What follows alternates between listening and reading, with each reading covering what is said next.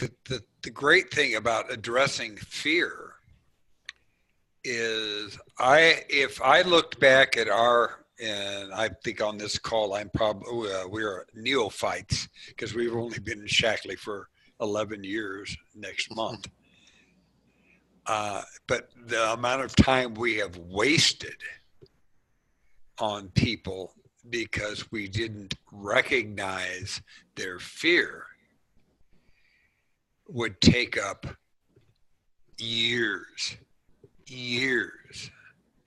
And stepping into an area where you recognize this fear, and I'm not saying cast them to the side because they're lepers. I'm just saying that you can't. Somebody told me a long time ago, you can teach a horse to swim, but when they backstroke, then you have you really have something going. Okay, well, we've been trying to teach a horse to swim for too long. So I'm so glad we're addressing this and it's making sense. My question is, we have an opportunity here in Denver that's coming up a week from Friday. And the opportunity is Roger and Heather are coming. It's one of the stops on their tour. And God knows I love Roger and how he speaks and what he speaks about. If it wasn't for a video that I saw of Roger after Linda decided to join this crazy MLM business that I had absolutely no faith in, I wouldn't have supported her and then begged to jump on the bandwagon. But it was having the experience I've had in life, my life experiences, I looked at her and I said, this man, I will follow. This guy he's got it together. So they're coming to Denver. We have a list of 34 people to invite. I don't want to invite like I used to. My question is, in the invite, I think and I hate asking you how-to questions because no, that's fine. But how do I make this different than we used to? I think I know, but I'd like the group to tell me what they think, because it's important to be out of the 34 people I have on my list. I would like to see at least 8 really people come because they want to come. That's 20%. Any suggestions?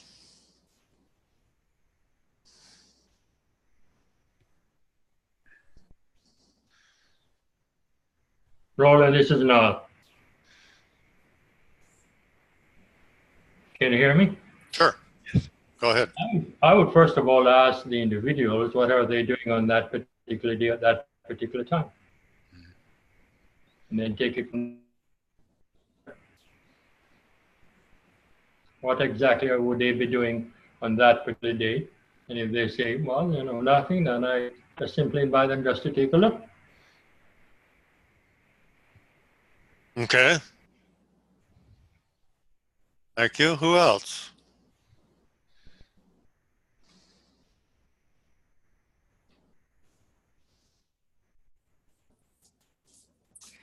Well, many people are impressed with successful people. And one of the reasons why Roger comes across so well is he has good energy and he probably doesn't have a lot of negative fear. He's got good fear. He challenges himself. Next year we'll do this, we'll do this, we'll do this. And most people can't say why they enjoy hearing him talk other than the fact that he has good energy and he's talking about the future. Nobel Peace Prize winner is talking about going into different countries, talking about all these different things that we're going to do and how we are going to be the cheerleader in the world with good nutrition. I mean, He's always talking about the future. And the thing that I think may impress some people, and it all depends on their lifestyle and so on, and depending whether they're using Shackley or not using Shackley, but maybe to some, would you be interested in hearing a billionaire as a really, really positive on understanding how to build businesses? Because people are impressed if they can, meet a billionaire and say, I'd look forward to introducing you to him.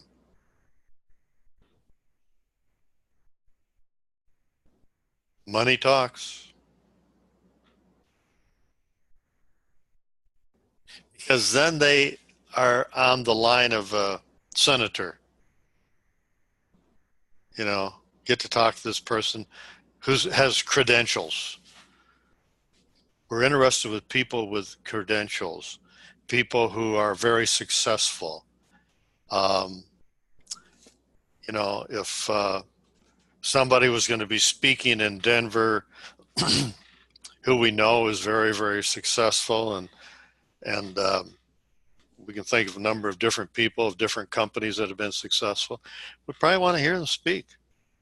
Here's a guy who had Burberry and businesses that he started have been very, very successful. And he's a billionaire. Want to hear what a billionaire sounds like? That may be one thing to do, depending on who the person is. I agree, and that's really where our mindset has gone. And I look at the people that I have on this list, and the 34 that I'm talking about are they aren't in our Shackley business right now, or if they are, they've only purchased at a SRP level, and that's, to me, and I look back at my life and I think to myself, who has impressed me in my life? And I've been very fortunate to meet many people that most people don't get to sit down and have dinner with. And I hate to put it to a number thing, but yeah. In today's society, billionaire is big. When I was a kid, millionaire was big. That's right. That's right. But it's the same thing. And my thought process is, let's say a person in any other MLM was speaking that was a billionaire, I'd want to go hear them, because they've got to have something to say that I can attach to, I can listen to, and it's conveying that. And I feel a lot stronger in the words I use, thanks to working with you, thanks to working with Richard. This thing that Richard's had to say about how using your language, because your language becomes pictures, and your pictures become feelings, and your feelings become, this whole thing has really helped me in the way I think it. Yeah, that's so true. And when you're going through that, I think right away of Dr. Shackley, who's talk about words, produce feelings, produce pictures. I mean, and I don't know if you're aware of it or not, but I think you are, Steve. But, you can listen to the whole Reflections on a Philosophy on a podcast. And on podcasts, there are a number of people who've been interviewed in Shackley, especially people who've been around for a while, knew Dr. Shackley, to keep people alive on the philosophy of Shackley. That was the intended purpose. And so I don't know if I think you've listened to some of the podcasts, haven't you, Steve? I've listened to all of them. And I want to say right now, I want you to tell Laura Sue, I love the fact that she has done the book on podcast, because I I've read the book 2 or 3 times, but listening to the book is different. Okay. And she has such a calming voice. Very good. Very good. It is. It's spectacular, and I can't. It's like I can't wait to get to the end so I can do it again. That's like somebody going down a slide. Can't wait till I get to the bottom so I can go back up. Yeah. Yeah. That's very, very good. Are there any comments about the fear thing we've talked about? I've been addressing this with people, and it seems to be working out very, very well. And since understanding it better, it's so easy to pick up in people that all their excuses are just fear-driven. We all have fear. And, of course, we have a lot of bad fear. And we try to create good fear in children by saying, you can do this, even a little baby, you can make it, you can make it, you can make it. And they kind of giggle and maybe fall and then get up and try it again and so on. But basically after college, you're supposed to keep people in the box, because most people are afraid to step out, depending on geographically what part of the world you live in or what part of the country you live in. And people want to be normal. I mean, and normal is staying in the box. And if you step out of the box, then they're going to create bad fear for you. You shouldn't do that. Because I want to see you stay in the box. And so we must create that good fear. But in talking to somebody on a Zoom just yesterday, I thought it was very revealing, and I handled things differently. Thought I better understand that. Here's a person who wants to grow in Shackley. They're a director. And I was talking a lot about, which I'd like to do on the next Zoom, is talk about coaching. You've got to be a coach to build an organization. You've got to be a coach, a good coach. And so I was talking about that, and she says, well, I don't think I could, I'm not ready to be a coach. But I said, you must be a coach in order to really move ahead in Shackley. I mean, how are you going to guide somebody? You're going to try to guide them with just a bunch of excitement and so on. That only goes so far. You got to be a coach. And she said, well, I feel I have to learn so much more about being a coach in order to be a coach. And I said, why do you feel you have to learn more? Can't you learn as you're moving along? I mean, but I've got to know more before I could start. So I really couldn't coach people yet. So I said, and this is after I had talked a lot about fear. And I said, so what you're telling me is you're afraid. It's not that you don't have the skills. If you've helped anybody with anything, you've been a coach. I can go into a store and I can pick out the salesperson, I can pick out the coach. Coach is the one who says, I'll help you. I'll take you to where that item is that you're looking for. My interest is their first concern. They're not trying to sell me. So we've all done coaching in our jobs. Gary, in your classes that you've taken, you've coached. We all coached. So I said, you're coming up with all these excuses. And basically it's just fear driven. And you're afraid to acknowledge the fact that you're afraid. I said, when you got started in Shackley, I said, did you wait till you learned everything about all the products? Because some people want to think that way, which is all out of fear. And she said, no, I got started right away talking to people and so on. I said, well, you learn as you go along. But I said, it's all fear driven. And getting her, I mean, she understood that, but to getting her to acknowledge it, it stopped all the excuses. I have dealt with people with excuses, like Steve, you were talking about, dealing with people for a long period of time, the way we communicated and so on. I have spent, likewise, a lot of time with people working on their excuses. Their excuses are, I don't know anybody. And so we try to get them to understand, well, you know the person in the post office, you know the person in the bank, you probably have people at church, you know people. But then they come up with another excuse. And that is, a lot of the people that I know, they work evenings. I mean, there's always something. Always something.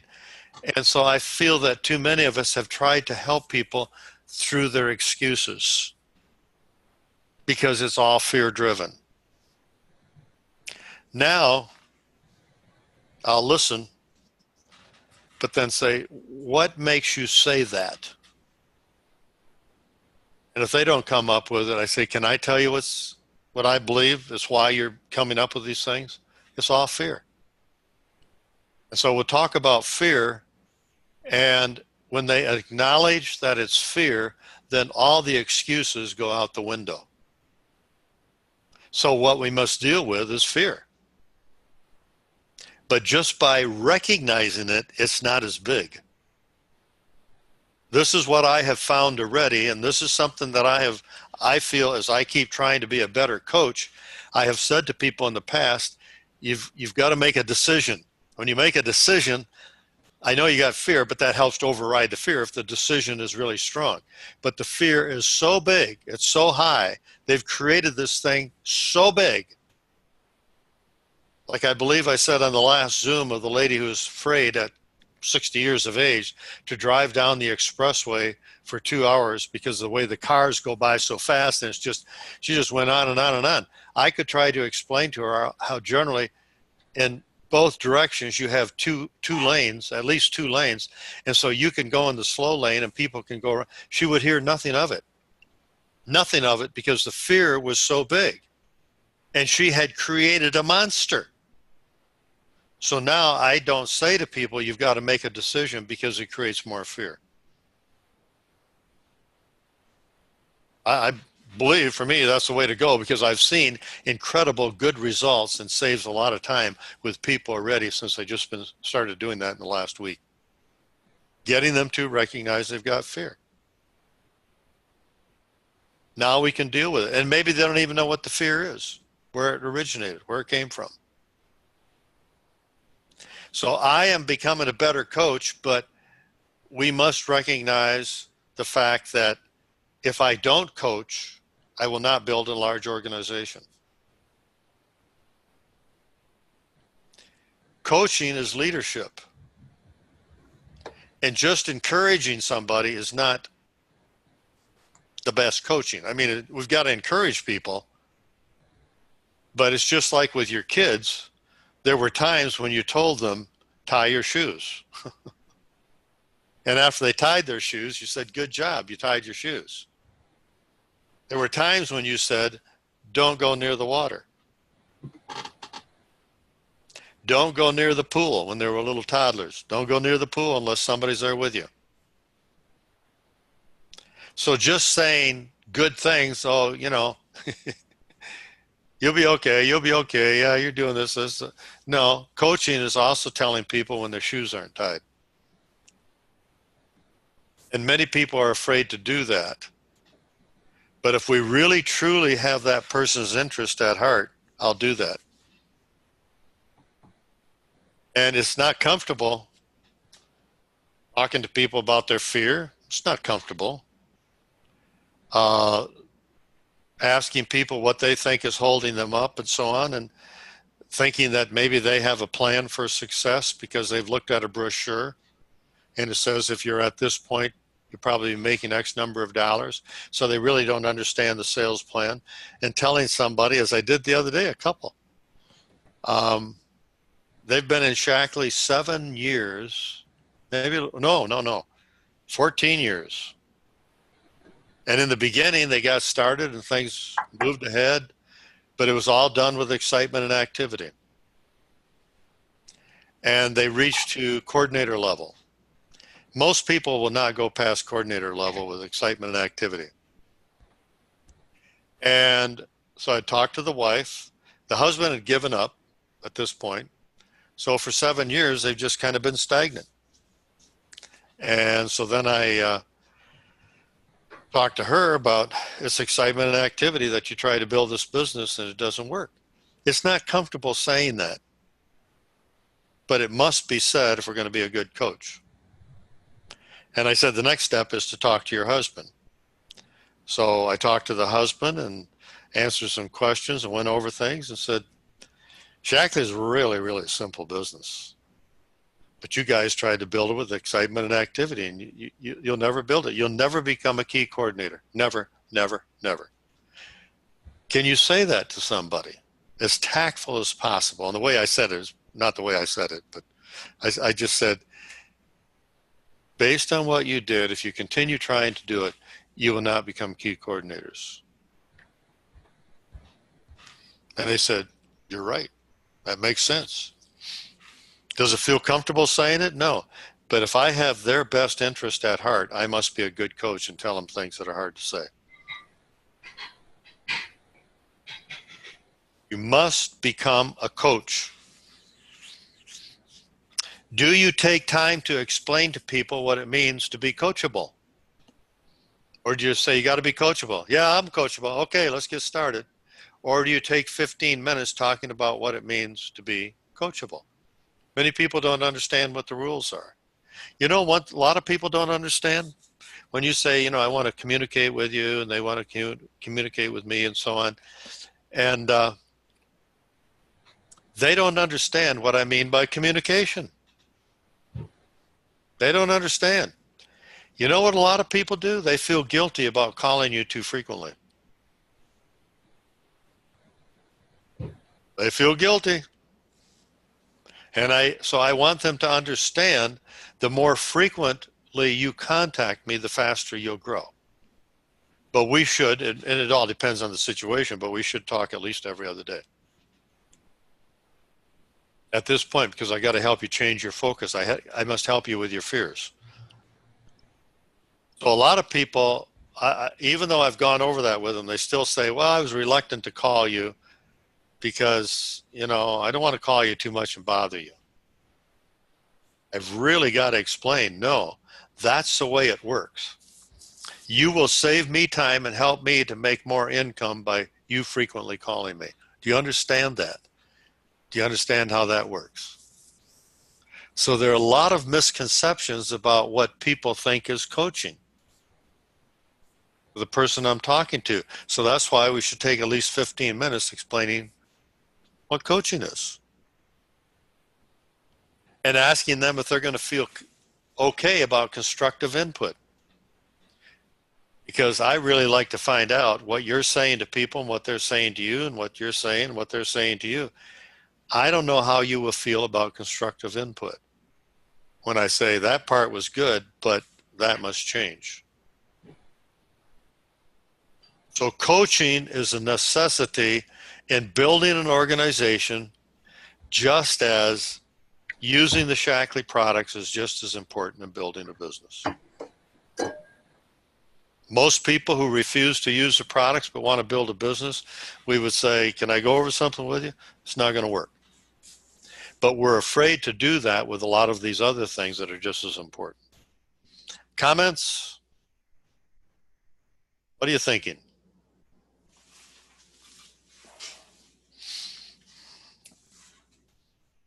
Well, if nobody else is going to jump in, I am.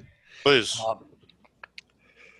The first thing I acknowledged was in this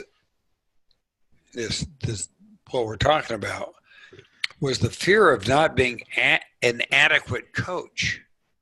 So therefore you don't coach. It comes back to the fear thing. Okay. I know I'm good at this, I'm good at that. Am I an adequate coach? So your self-talk in that has to be, yes, I am, because no matter what kind of coach I am, I'm a better coach than what they have, and I will get better as I go.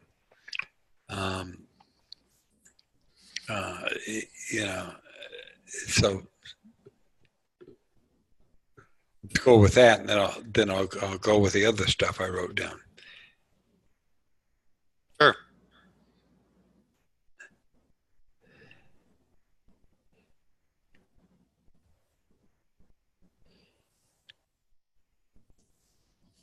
I think you kind of froze up there, Steve. Oops. Okay, there you go. You froze up. Go ahead. Oh, so yeah. So, that, and then the self-talk that goes with that, sometimes in the coaching process, whether you're the coach or you're the coachee, it didn't seem important enough to talk to your coach. And in retrospect, everything is important enough. Everything. Mm-hmm. So. Mm-hmm. I mean, you know, it's like I could make a chart or a graph on the frequency of communication with somebody and then showing their growth. And the more frequent they communicate and ask questions, and of course have a picture of the vision of the future and so on, the faster they grow. Like Gary Burke had somebody, Mike Walker, who developed 20 sales leaders in 1 year. And he was on the phone every day with Gary. But then he stopped. So did his business. I mean, people say, when should I stop coaching? Oh, I don't know, when you have a couple master coordinators. How many times have you heard people say, well, I know what to do? I tell you, I see this happen all the time. People get started, they learn some of the skills of communication. I've got it. And they stop getting the input. And I know deep down inside, I'm saying, should never happen. Should never happen. I know it's going to happen. And sure enough, they stop growing. You know, that's like somebody becoming a professional basketball player and saying, I don't need a coach anymore. We don't need coaches. Or even before they're professional, they're in high school. I know how to dribble the ball. I know how to shoot the ball. I don't need a coach. You know what? If that team thinks that way, they will never win a ball game. And so people must get the coaching. And of course, by getting the coaching, you learn how to be a good coach. Because there are certain things that we're going to miss if we stop getting coaching, stop asking questions. We're going to miss these things. So I don't know how the rest of you feel about being a coach. But in today's market, more and more businesses are getting coaches, self-coaches. We never used to hear about a self-coach. We never used to hear about a health coach. Now everybody's getting a coach. Because there are so many choices. And it's really hard to decide sometimes what to do. It's not real clear. Or what's going to work the best. Discuss it with your coach. How do you feel about this? I noticed Tiger Woods changed his coach. Say that again, Noah? Tiger Woods, he changed his coach last December. And he won the match last Sunday. My question really is, what's people's definition of coaching? Is it being a teacher? What exactly is it for some people? Because some people are expecting you to teach them as a coach. And I don't really think that's what it is.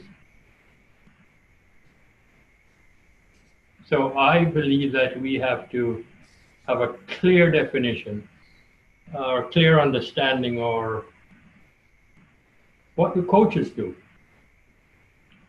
Tiger Woods' coach doesn't play very good golf. How did he get him to the position where he got him to listen? I believe Tiger Woods had, for using him as an example, he really wanted to win that match. What do we do in this business?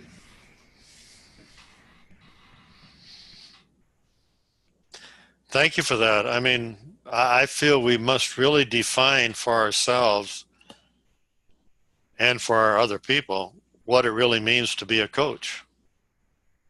How far do you go with helping somebody as a coach? Like I was saying on the last Zoom, somebody was asking me, okay, when you get somebody started, you talk a lot about the vision, the future, and so on, which I did in a role play. And then I said, for that next step for that person is they're going to get the sales plan, and I will go over the highlights of the sales plan, but I want them to study it and learn how it works. And when they have a question, call me. Because if I drive to the location and you're the passenger, you probably won't remember how we got there. And so when we show everybody everything, how to do it, they nod their head and say, oh, yeah, but they still don't understand how to get there. I mean, so many people I talk to, I say, what are you looking to do? Well, I want to be at this and this level. How much will you be making at that level? Just a minute. And they get their brochure. They have not studied the sales plan. They still don't know it. It's just because it's written down. And so I want people to learn the sales plan so that when somebody says, I want to make $80,000 a year, they can say, tell me why. They don't go get spastic and say, oh, yeah, you can do it. The sky's the limit, whatever you want to do. I mean, it's all up to you. It's,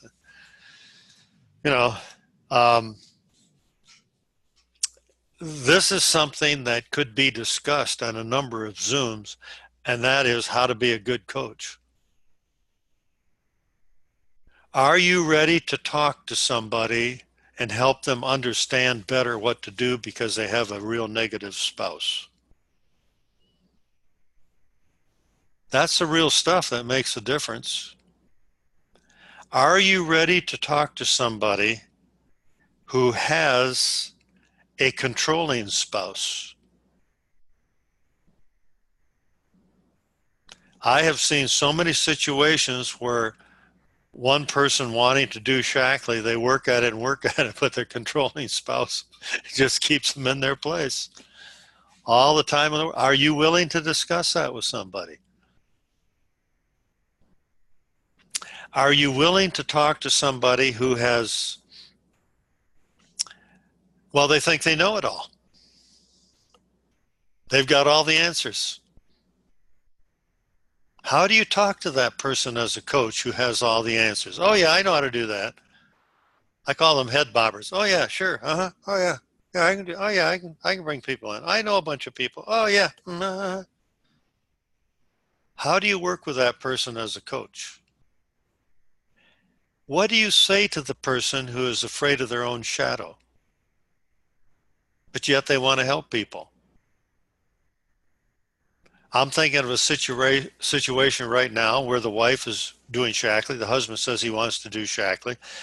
And in a position that he's working in, there are a lot of people he could talk to, but he's what? Afraid to talk to them. It all goes back to fear. How do you address that, which I addressed with that husband just the other day? Being a good coach, was it comfortable? No. But it was for his best interest because I said, so-and-so, this is what you should be doing based on the fact that you and your wife really want to develop a good business. Then this is what must be done. Questions, comments?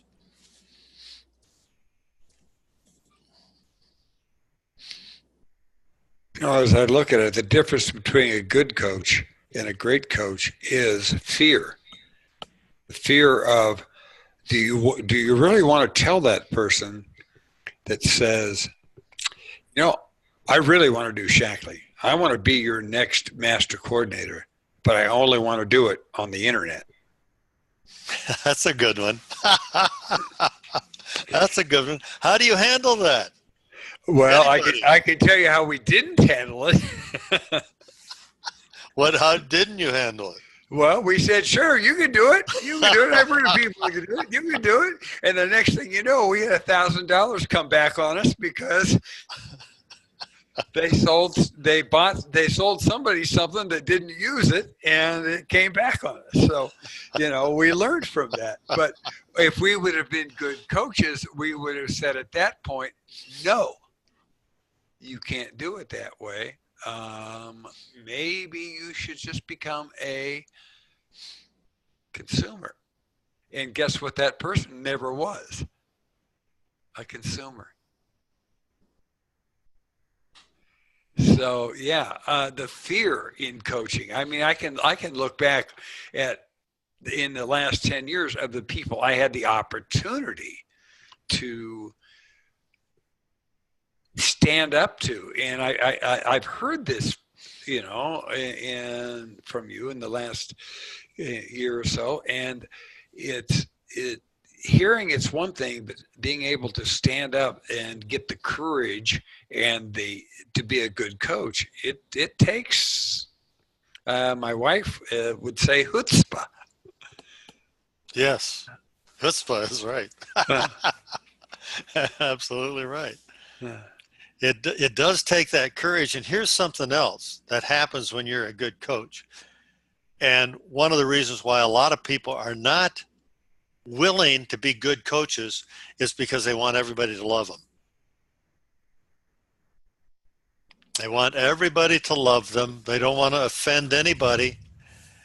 And a good coach will be offended, or, they'll be criticized, I should say. I can remember this person at some presidential master meeting, and she sat at the front, one of the front tables, and she said, "I just want to do everything with the internet. I'm not going to do what you're talking about." And so I had a chance to talk to her with her upline during a break or whatever, and she said, "That's all I want to do." And I asked a few questions, and I said, "Can I go over something with you? Are you interested in building a business in Shackley?" And she said, "Yes." And I said, "You will not build a business in Shackley just doing it with the internet. It's not going to happen." So after that, then I heard her saying to her upline, "He doesn't know what he's talking about. And he thinks he can stand up there and talk about building a business, but he's just, just trying to show off," or something like that. Are you ready to handle that as a good coach? That's what happens. Gary. Yes, Roland, maybe I can shed some light on this. For 40 some years, I was a martial arts instructor, and I had people's lives in my hands. So I was constantly dealing with physical technology. And as an instructor or coach, if you would like to use that term, if they were doing something incorrect, it was on me to recorrect it, make it right, because their lives depended on it. It was not a sport. It was classical Japanese warrior material. And they were dealing with knives and sticks and punching, kicking, throwing people around. And I had no choice. I had to be, I don't like the term coach, but it's constantly correcting their behaviors until it was correct, because their lives depended on it. If I had taken the cowardly approach and let them go, anything that happened to them would have been on me. And I'm talking about hundreds and hundreds of people that I took through that material. As a classroom teacher, I did for 34 years, especially when I was teaching mathematics. They had to be corrected. I was a coach or whatever, instructor, but I couldn't let the errors go on and on and on. So for me, it's not really difficult to tell somebody that that's not going to work. But if the people listening would take that in consideration and consider what it is that they're preventing them from doing to themselves by failing to coach or guide and direct, and make it a little bit easier. Their financial lives, sometimes their health depends upon proper coaching. Boy, you have said wonderful things there, Gary. You really have, to make it very, very clear. My goodness. I mean, and you're talking about you could affect their lives detrimentally by not coaching and doing a good job. Absolutely. Think of a lousy driver ed instructor. You understand? No? So as a Shackley distributor, whatever your rank is, you're trying to guide and direct people in the proper way to save time for everybody, improve people's health, there's only a right way to do it. Know what it is and help them understand that. That is so good. And you know what comes to my mind, Gary, when you're talking about people's health and so on? I have a big concern as I talk to a lot of people, do three-way calls and so on. I have a big concern about the sickness of this nation as well as in Canada. I think 15, 20 years ago, many of the 20-year-olds and teenagers were in fairly good health. Once they got into their 30s, it was kind of downhill. Now, it's teenagers and 20-year-olds and up are a mess. I don't know if I mentioned this on the last call, but somebody 28 years of age was in the military, no longer in the military, female, but she, well, we in the United States are paying $15,000 a month for her medication. $15,000. At the current state, she will not, I don't know, she'll probably be dead in 20 years, but she will not be able to have children. She's getting on Shackley, but I said, once you get healthy, please wait 6 months to a year before you try to conceive. And the same thing is true for your husband. I mean, a good coach, well, it's getting more comfortable, but it was a little uncomfortable telling her about the future and telling her, can I recommend something? Once you really get healthy, if the doctor's to get you off all your medication, $15,000 worth of medication a month, then please wait at least 6 months to a year before you get pregnant. And please talk to your husband about it because his body should be in good health as well. It's not comfortable to say those things or to talk about the crystal ball if someone doesn't do the right things to get healthy. But I tell you, that's for their best interest. And the reason I am so inspired to see all of you become master coordinators, which you can, that's not the question. We've got the market, we have the product, and you know more about Shackley than I'll ever know about it. You've got the skills. We've got to understand the fear that holds us back and recognize it and say, maybe the fear is too great. I don't want to move ahead. That's okay. But recognize the fear. But I see by all of you, if you choose to become master coordinators, you have helped thousands and thousands of people directly and indirectly and kids to better health. You've saved so many lives by doing that. That's what I see. That's what I see as a greater good. That's the Shackley philosophy. That's why I am compelling. That's why I am saying things that probably agitate some of you.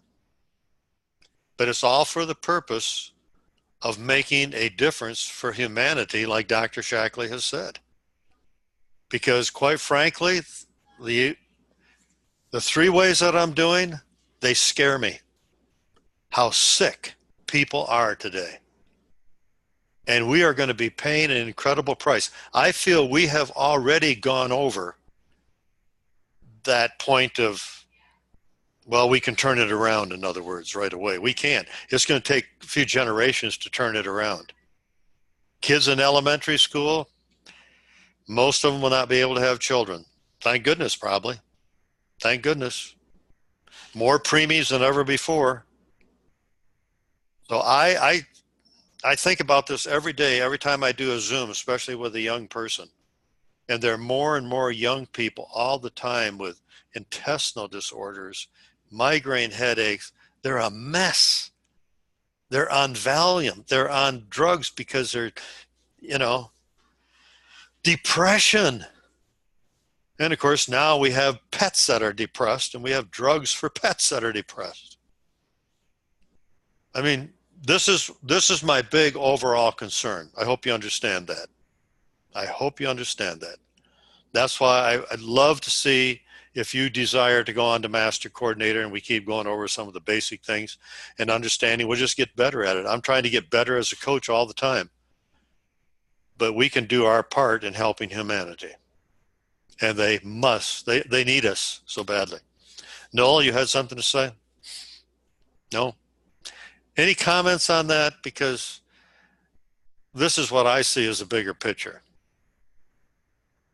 Yes, I'm going to double the recap, part of the goal, but I see this as a much bigger picture. I feel so sorry for these little kids that are just a mess. In fact, I delivered some product the other day to this lady. She and her family, I think she has 4 children, were going to take a trip to Florida for about a week. And somebody gave her as a referral at the school system that she works at. And so she wanted to get started on some things that she could just try to get her family healthy, because she said, we're all sick. We're all sick. So I was very happy to deliver the products to her. She said, thank you, thank you, thank you. But she said, when I get back, we want to sit down, my husband and I, to find out what we can do for a healthy family, because we're all sick. We're all sick. 4 children. The whole family is sick. Says nothing really bad, but we've got coughs, we've got sinus issues, we've got this and this and this. We're a mess. We're tired. And I said, congratulations for looking into it. 4 kids, 6 people. I can change their lives. What an opportunity to change their life. I hope you see that. That's what we're doing. That's why we address this fear thing. Why do many people back off from taking Shaklee, or they don't want to take Shaklee? Because they're not sick yet. And then they get sick, and now they have the fear that they better take it. I mean, I'm thinking of a guy right now. He's going through chemo. I don't feel good about calling him. I tried to call him, but he doesn't call me back. So I'm going to try to get a hold of his wife and maybe talk to him. I don't feel good about it, but I feel compelled to do my part in helping that guy to possibly have a better life. I hope you feel that way. That takes a lot of fear away when you do that. It creates a good fear. Steve, what were you going to say? Well, I was listening to what's going on. I wanted to say it's the learning the language of coaching. Yes. And it has to do with vision. The vision. If you don't have the vision, you won't learn the language. And it's like I'm doing a talk tomorrow at a group I go to, and I've been on the schedule to do the talk for months. And I started preparing the talk a few days ago, and I wasn't comfortable until I got the vision for the talk. And the vision, and I'm doing something. I have 100 talks in my repertoire. I don't want to do those. I want to do something new. So I'm doing the talk on vision, because I know if I do the talk on vision, it will make my vision better. You know, that's a very powerful point, Steve, talking about having that strong vision, because we talk differently to people. We compliment them more. People who do not have the strong vision generally do not compliment people as much. When you have the strong vision, a good vision, like what I was talking about helping humanity, Dr. Shaklee's vision, then I say things that probably most people do not say in coaching. But I will say to people, do you understand that I'm trying to help you? Do you understand that I have your best interest at heart? Do you understand that? I'm talking to people about their health. Do you understand that I care about you? I also say that when I'm talking to people about the business. Do you understand I care about you? I don't know that most people want to say that, but I feel compelled to say that because of the strong vision, because I do want to help them. I do have their interest at heart, because I see what they can do for so many other people. At that school system, this lady that got the products, man, what would happen if she got all these other teachers healthy that are sick? And I've seen some of those people who drag in that school and they drag out. Oh, they're tired all day long. They're sick. Their kids are sick. I mean, I feel for these people. So it's a privilege, but I'm going to say, do you understand that I want to help you? Do you understand that I care about you? Do you understand that I believe in you? Those are pretty powerful words, to be able to say that. Any last comments? But why don't we say those words? Fear. Fear. Fear. Because I've got to educate them on everything real quick before they run away. Instead of putting it out on the table and having that big vision and saying to them, I care about you. Sounds kind of strange, I guess, when you think of it in business. But when you think of the vision, it doesn't sound strange. And that really lets them know it's all about them, not about me. It changes the whole communication thing, because we can say to somebody, just I did a role play this evening, we can say to somebody, so how much money you want to make? It's a pretty hard-hitting question. Can I ask you something? What comes to your mind when you think of an income? It's so gentle. We must be gentle, but to the point as coaches. And we've got to talk about that some more, because that is such a priority. Because I don't find people who are not good coaches or coaches, and we get better. I mean, sure, we're going to make mistakes. But I don't find people who are not really working at being good coaches build sales leaders. Very few. So I've come to the understanding that that's one of the necessary requirements. Any last comments?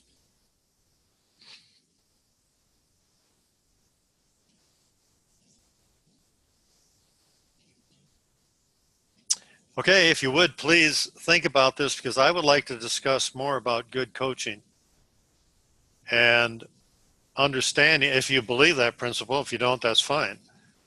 But I believe, looking at it and understanding, that without being a good coach, you will not build an organization. And it's not just saying the things, it's how we say the things. It's the feeling behind them. You know, I'm thinking of going into a store and asking for something, and just the way they say it. Yeah, it's over there. I don't like that. I want somebody to say, sure, it's really the best when they say, I can help you. I'll find it with you. But even if they would say, sure, I think you'll find it on aisle 15 on the left-hand side. It's so much nicer. I want people to be nice to me. Respect me. That's all I want. And when they don't, I don't want to deal with them. I don't want to deal with them. Okay.